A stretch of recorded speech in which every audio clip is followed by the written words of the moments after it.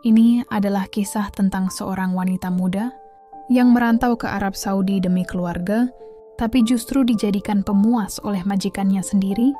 Apakah tubuh perempuan harus selalu jadi alasan pria melupakan akhlaknya? Dan kenapa begitu banyak wanita Indonesia yang akhirnya terjebak dalam pernikahan siri di negeri asing yang tak memihak mereka? Sebelum cerita ini dimulai, saya mohon keikhlasan teman-teman untuk subscribe dan like. Saya doakan Anda semua sehat, panjang umur, dan dilancarkan rezekinya. Mari kita mulai ceritanya. Laila, 24 tahun, memiliki wajah ayu dengan kulit sawo matang khas gadis desa. Bibirnya selalu tersenyum, meski hidup seringkali menghantamnya. Lulusan S1 Ekonomi dari sebuah kampus swasta di Brebes, Laila menyimpan segudang mimpi yang terpaksa ia kubur dalam-dalam. Utang keluarga menumpuk, kandang ayam ayahnya terbakar habis, ibunya sakit-sakitan, dan adik-adiknya masih sekolah. Ayahnya tak lagi bisa bekerja, sehingga Laila mengambil keputusan besar menjadi pekerja rumah, tangga dan berangkat ke Arab Saudi. Pesawat mendarat di Riyadh saat sore menjelang. Udara panas gurun langsung menyergap wajahnya ketika keluar bandara. Seorang pria berjubah putih dengan wajah tegas menyambutnya, Tuan Rashid majikannya. "Selamat datang di rumahku, Laila," ucapnya dengan logat Arab yang sudah fasih berbahasa Indonesia. "Kamu akan tinggal di pavilion belakang. Tugasmu hanya membersihkan rumah dan menyiapkan makanan." Laila mengangguk, berusaha tersenyum. Rumah itu besar dan megah bak istana dalam dongeng. Namun ada sesuatu dalam tatapan Tuan Rashid yang membuat Laila menundukkan kepala sejak hari pertama. Beberapa hari berjalan dengan normal. Laila bekerja cekatan, tak banyak bicara, selalu menjaga sopan santun. Tapi Tuan Rashid mulai sering muncul tanpa alasan ke dapur, tempat Laila mencuci piring. "Engkau tak perlu terlalu tertutup, Laila. Ini rumahmu juga sekarang?" katanya suatu hari sambil menatap tubuh Laila dari ujung jilbab hingga kaki. Laila pura-pura tak paham, tapi hatinya mulai dingin. Ia hanya perempuan sederhana yang tak pernah terbiasa dipandang seperti itu. Pada malam kelima, saat menjemur handuk di balkon atas, suara Tuan Rashid tiba-tiba muncul dari belakang. Laila terkejut. "Perempuan sepertimu tak seharusnya jadi pembantu. Sayang sekali bentuk tubuhmu tersembunyi di balik baju longgar itu," bisiknya. Laila membeku. Mulutnya ingin berteriak, tapi tak keluar suara. Malam itu untuk pertama kalinya ia menangis dalam doa. "Ya Allah, aku datang ke negeri ini untuk membantu keluargaku. Tapi mengapa aku merasa seperti mangsa di kandang singa?" Setelah itu, Laila menjadi sangat waspada. Setiap langkah kaki di lorong rumah besar itu membuatnya cemas. Ia mengunci pintu kamarnya rapat-rapat, menyelipkan sajadah dan Al-Quran di bawah bantal, seolah itu satu-satunya tamang dari godaan dunia yang keji. Suatu pagi, ketika Laila sedang menyapu ruang tengah, Tuan Rashid duduk di kursi panjang memperhatikannya tanpa suara. Ia menyilangkan kaki dan membuka sebuah amplop besar. "Aku tahu alasanmu ke sini," katanya perlahan. "Keluargamu terlilit utang 200 juta, bukan?" Laila terhenti menyapu, napasnya tercekat. "Bagaimana Tuan bisa tahu?" "Aku orang yang mudah mendapatkan informasi," jawabnya sambil tersenyum sinis. "Aku ingin membantu dengan satu syarat." Laila mengernyit, jantungnya berdetak cepat. "Apa maksud Tuan?" Tuan Rashid berdiri, berjalan perlahan ke arahnya, lalu berhenti hanya 2 langkah dari Laila. "Menikahlah denganku secara siri. Tak perlu publikasi, tak perlu keluarga tahu. Kau tetap bisa bekerja di rumah ini, tapi sebagai istriku." Laila mundur langkah. "Astagfirullah, saya kesini untuk bekerja, bukan jadi istri siapapun. Tubuhmu terlalu indah untuk sekadar jadi pembantu." "Laila, aku lelaki dan aku jujur pada keinginanku. Aku akan lunasi seluruh utang keluargamu, bahkan berikan tambahan 1 bulan 90 juta. Darah Laila terasa panas. Ia ingin berteriak, tapi tahu itu sia-sia. Rumah itu milik Tuan Rashid, pelayan lain semua pria, dan nyonya rumah sedang dirawat di luar kota karena penyakit jantung. Ia berbalik dan melangkah cepat menuju kamar, tapi suara Tuan Rashid mengejarnya. "Pikirkan baik-baik, Laila. Aku tak memaksa, tapi penawaran ini hanya sekali. Malam itu Laila tak bisa tidur.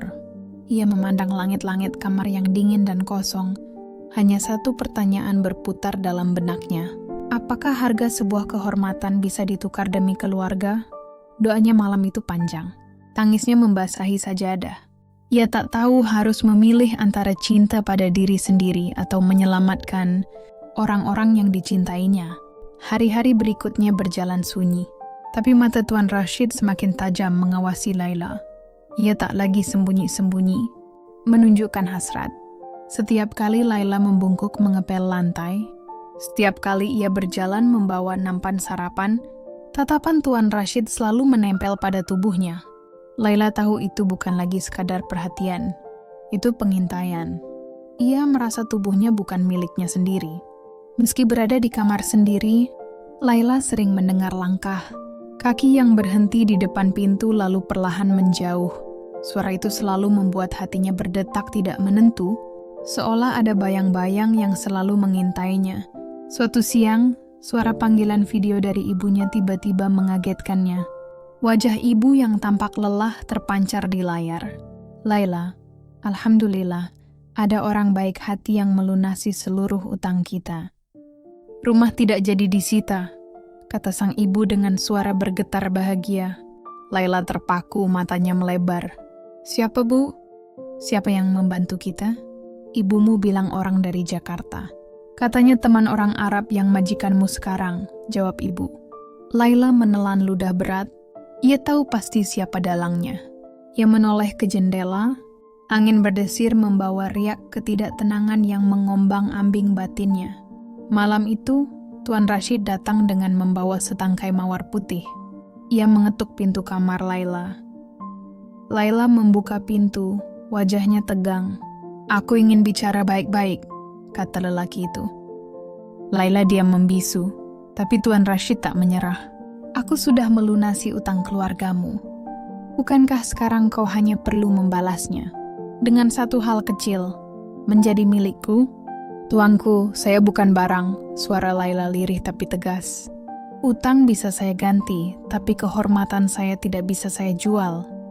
Aku tidak butuh cinta, jawab Tuan Rashid dingin. Aku hanya ingin kau di sisiku. Aku tidak akan menyakitimu. Tapi kalau kau menolak, rumah keluargamu bisa disita kembali kapan saja. Mata Laila panas. Ia menggigit bibir, berusaha menahan air mata. Tolong, jangan paksa saya memilih antara orang tua dan diri saya sendiri. Tuan Rashid tak menjawab, hanya melangkah pergi meninggalkan lorong panjang, meninggalkan tekanan yang menggantung berat di udara. Keesokan harinya, Laila menemukan sebuah koper besar di depan pintunya. Di atasnya tergeletak selembar catatan. Bersiaplah, besok kita menikah secara siri. Tak perlu khawatir, aku akan memberimu kehormatan sebagai istri. Tapi jangan sekali-kali mencoba kabur. Aku punya mata di mana-mana. Laila meremas kertas itu dengan tangan gemetar. Ia tahu satu keputusan segera akan mengubah seluruh hidupnya. Hari itu, langit Riyadh mendung, seolah menyimpan rahasia yang berat. Laila berdiri di depan cermin panjang, mengenakan gaun putih sederhana yang disiapkan pelayan. Tak ada senyum di wajahnya, hanya kehampaan dan keikhlasan yang dipaksa. Ia tidak ingin menjadi istri Tuan Rashid, tapi surat pelunasan utang yang dikirim ke rumahnya adalah kenyataan yang tak terbantahkan. Keluarganya selamat, tapi hatinya hancur berkeping-keping. Di sebuah ruangan khusus di sudut rumah Tuan Rashid, seorang syaif datang diam-diam bersama dua saksi dari pihak keluarga majikan. Tak ada keramaian, tak ada pelaminan, hanya akad nikah yang bertujuan menjadikan Laila milik Tuan Rashid. Aku terima nikahnya, Laila binti Sudarto dengan mas kawin. 10.000 rial dibayar tunai. Kalimat itu meluncur mudah dari bibir Tuan Rashid. Sementara Laila hanya menunduk, menggenggam tasbih di tangan, berharap Allah tidak berpaling darinya. Setelah akad selesai, Tuan Rashid mendekat dan membisikkan sesuatu yang membuat tubuh Laila merinding. Malam ini kau tidur di kamar utamaku, katanya. Laila menoleh pelan, suaranya bergetar. Saya bukan istri yang Tuan cintai. Ini hanya tentang tubuh. Tuan Rashid menyeringai, cinta bisa menyusul, tapi tubuhmu itu sudah lama mengganggu tidurku. Malam itu, kamar utama yang megah justru menjadi ruang paling mencekam bagi Laila. Ia duduk di ujung ranjang, masih mengenakan jilbab panjang, tak sanggup menatap laki-laki yang kini secara sah menjadi suaminya. Tuan Rashid masuk dengan aroma parfum maskulin yang tajam. Ia melepas sorbannya lalu menutup pintu rapat. "Kenapa masih mengenakan jilbab di depan suamimu?" tanyanya. Laila menjawab pelan, "Karena saya masih ingin dihormati, meski hanya oleh diri saya sendiri." Tuan Rashid tertawa pelan. "Kau akan terbiasa. Laila, rumah ini, ranjang ini akan jadi duniamu mulai malam ini." Ia mendekat hendak menyentuh bahu Laila, tapi gadis itu berdiri cepat dan berkata, "Tuan, boleh ambil semua dari saya, tapi jangan ambil satu hal, iman saya kepada Allah." Ucapan itu menghentikan langkah Tuan Rashid sejenak, tapi hanya sesaat. Iman tak bisa menolak keinginan suami, dan malam itu, "Aku ingin merasakan tubuhmu." Laila memejamkan mata, air matanya jatuh tanpa suara. Di hatinya, ia hanya menyebut satu nama, Allah. Satu-satunya yang tahu betapa ia ingin pergi, tapi tak bisa. Sejak malam itu, Laila tak lagi mengenali dirinya sendiri. Tubuhnya memang ada di istana megah milik Tuan Rashid, tapi jiwanya seperti terkubur dalam liang sunyi tanpa dinding. Ia bangun setiap pagi dengan mata bengkak dan senyum palsu, melayani pekerjaan rumah seperti biasa, seolah tak pernah ada yang berubah, padahal semuanya telah hancur. Hari-harinya dilalui dalam keheningan. Ia dapat menjaga jarak bahkan saat Tuan Rashid mencoba bersikap lembut, Laila tetap tak bisa menyebutnya suami. Baginya ikatan itu hanyalah kontrak dosa yang dibungkus nama agama. Suatu pagi, tubuhnya terasa sangat lemas. Ia muntah hebat di dapur, membuat para pelayan panik. "Apakah kamu sedang sakit?" tanya seorang pelayan wanita asal Sudan dengan wajah cemas. Laila hanya menggeleng, tapi pelayan itu bersikeras membawanya ke klinik kecil milik keluarga kerajaan. Hasilnya tak bisa disangkal. Dokter wanita yang memeriksanya meletakkan hasil tes di atas meja, menatap Laila penuh simpati. "Selamat, kamu hamil 4 minggu. Laila Khematar." Ia menatap layar ultrasound yang menunjukkan titik kecil di dalam rahimnya. Tetesan air mata turun perlahan dari pipinya, bukan karena bahagia, tapi karena bingung harus merasa apa. Sesampainya di rumah, kabar itu langsung sampai ke telinga Tuan Rashid. Dengan bangga, ia memeluk Laila dari belakang dan membisikkan, "Akhirnya darahku mengalir di tubuhmu." Laila mendorongnya pelan. "Ini bukan kebanggaan, ini kutukan." "Kenapa kau berkata begitu?" tanya Tuan Rashid. "Karena anak ini akan tumbuh tanpa cinta, tanpa hormat, tanpa restu.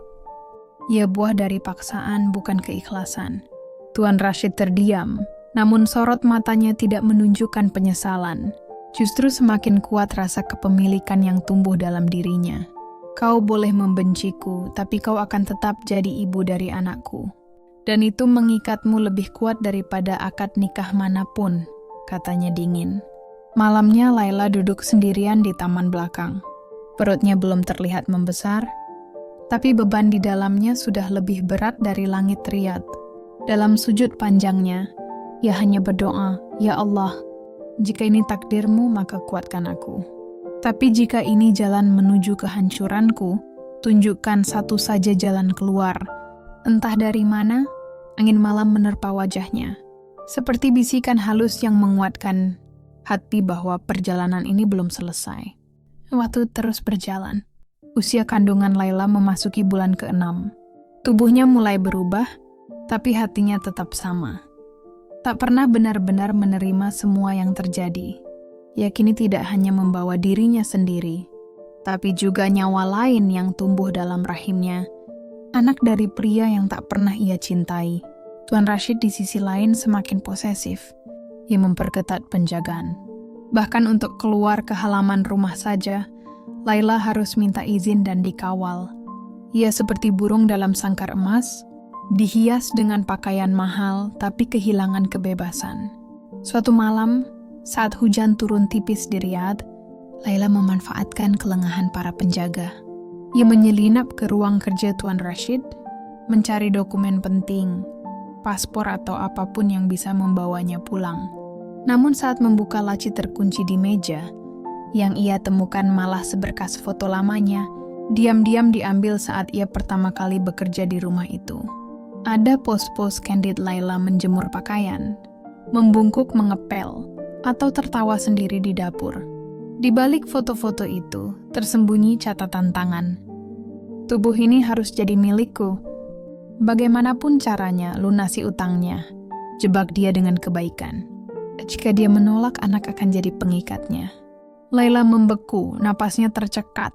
Semua ini telah direncanakan bahkan sebelum akad nikah itu terjadi. Jadi benar, aku hanya permainan, bisiknya Pilu. Tiba-tiba pintu terbuka. Tuan Rashid berdiri di ambang dengan wajah gelap. Apa yang kau lakukan di sini, Laila? Laila tak menjawab. Ia menatap pria itu dengan sorot mata yang kini tak lagi takut. Aku ingin pergi, bukan karena aku membenci anak ini, tapi karena aku membenci hidup dalam kebohongan. Tuan Rashid tersenyum dingin. Kau tak bisa pergi. Anak itu darahku, dan selama ia ada di rahimmu, kau akan tetap di sini. Laila menggenggam kertas catatan itu dan berkata lirih, kalau begitu aku akan melahirkan anak ini. Tapi setelah itu, aku yang menentukan hidupku sendiri. Tuan Rashid tertawa kecil sinis. Kau pikir ini drama televisi? Tak ada wanita yang bisa lari dari kehendak suaminya. Laila mendekat, memandangi wajah pria itu dalam-dalam. Tapi aku bukan wanita riak. Aku wanita bebas. Dan aku tak akan menyerah, bahkan jika seluruh gurun ini ingin menelanku. Malam itu, untuk pertama kalinya Laila tidak menangis.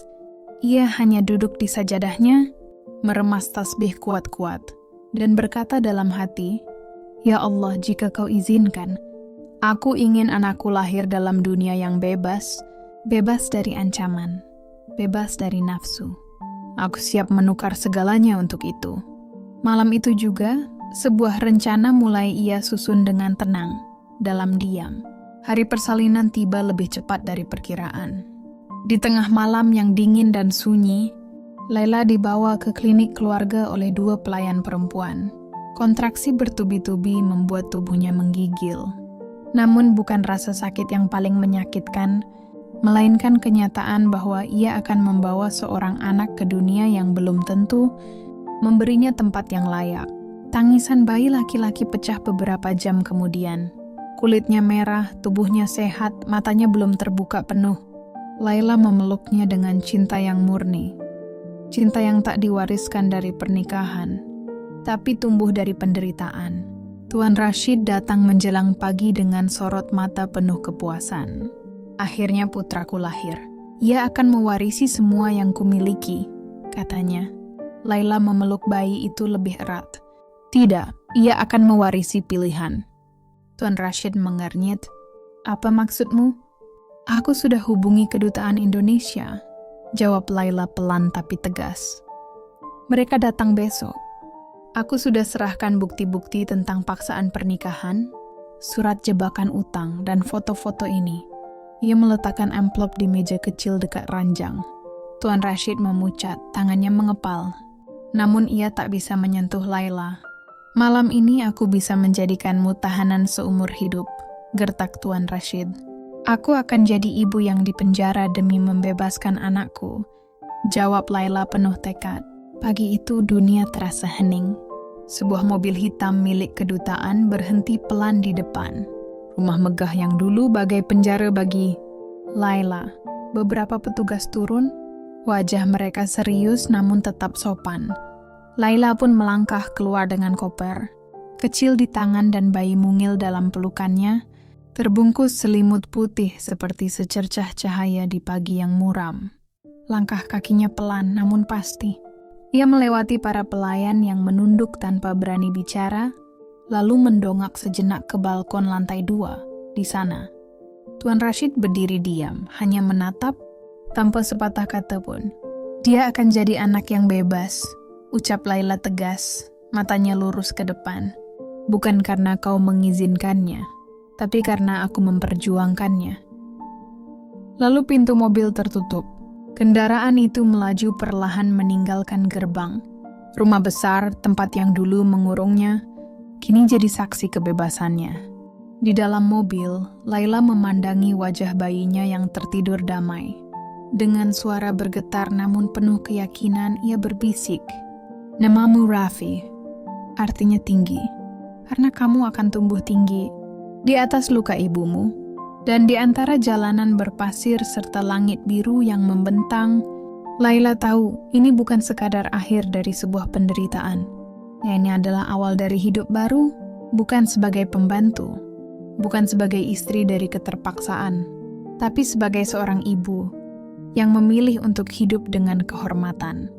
Sahabat pendengar yang dirahmati Allah, kisah Laila mengajarkan kita bahwa kehormatan seorang perempuan tak bisa dibeli, apalagi dipaksakan. Keyakinan kepada Allah, keberanian melawan dalam diam, dan keteguhan hati adalah senjata paling tajam dalam menghadapi penindasan. Jangan pernah biarkan kekuasaan atau harta merampas martabatmu, karena setiap jiwa berhak memilih jalan hidupnya sendiri. Semoga kisah ini menjadi cermin untuk kita lebih memahami makna kehormatan, bukan hanya sebagai wanita, tapi sebagai manusia yang utuh.